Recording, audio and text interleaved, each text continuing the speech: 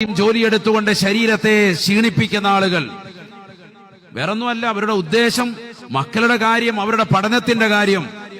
ഭാര്യ നാട്ടിൽ നിന്ന് വിളിച്ചു, അനിയത്തിയുടെ കല്യാണമാണ്, നിങ്ങൾ എത്രയും പെട്ടെന്ന് ഇത്ര പവൻ സ്വർണം ഇവിടെ തരണം, അതിനുള്ള പൈസ ബാങ്കിൽ അടയ്ക്കണം, നിർബന്ധം ചെലുത്താൻ. ഉമ്മയുടെ ഭാഗത്തു നിന്നുള്ള വിളി, വാപ്പയുടെ ഭാഗത്തു നിന്നുള്ള പ്രഷർ, കുടുംബത്തിന്റെ പല ഭാഗങ്ങളിൽ നിന്നും പല രീതിക്കുമുള്ള സാമ്പത്തികത്തിൻ്റെതാകുന്ന ചൂഷണം. വേറൊന്നും ലക്ഷ്യം വെക്കുന്നില്ല. ചോര നീരാക്കി മരുഭൂമിയിൽ പൊരുവയലത്ത് നീ കഷ്ടപ്പെടുമ്പോഴും നിന്റെ ശരീരത്തെ മറക്കല്ലേ എന്ന് മുത്തുനബി മുഹമ്മദ് മുസ്തഫ സല്ലല്ലാഹു അലൈഹി വസല്ലമ തങ്ങൾ ഉണർത്തുകയാണ്. നീ നിന്റെ ശരീരത്തിന്റെ സുഖവും സൗഖ്യവും ചോദിക്കലാണ് ലോകത്തെ ഏറ്റവും നല്ല ചോദ്യം. ശ്രേഷ്ഠമായ ദുആ അതാണ്. നമ്മൾ പല ആളുകളും മറന്നിട്ടുണ്ട്. ആരാ ഇന്ന് ചോദിച്ചത്?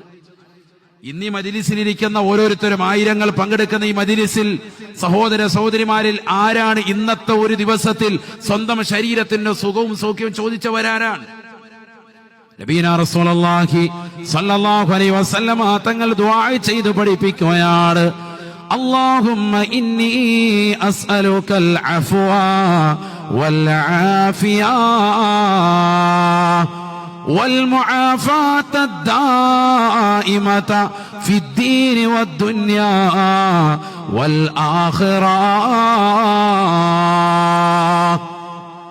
അല്ലാഹുവേ, പടച്ച റബ്ബേ, എന്റെ ശരീരത്തിനു സുഖവും എന്നെന്നും എക്കാലഘട്ടത്തിലും ദുനിയാവിലും ഇഹലോകത്തും പരലോകത്തും നീ നിലനിർത്തണേ അല്ലാ. എന്റെ ശരീരത്തിന്റെ സുഖവും സൗഖ്യവും നിലനിർത്തണേ അല്ലാ. എത്ര നല്ല ദുആ ആണ്. നമ്മൾ ഈ ദുആ ഒക്കെ ഇഷ്ടം പോലെ അറിയാം. ഇത് ഹിഫ്ള് ചെയ്യാത്ത ആരുമല്ല. നമ്മുടെ ജീവിതത്തിൽ കൊണ്ടുവരുന്നതിലാണ് കാര്യം, പഠിച്ചു വെക്കുന്നതിൽ കാര്യമില്ല.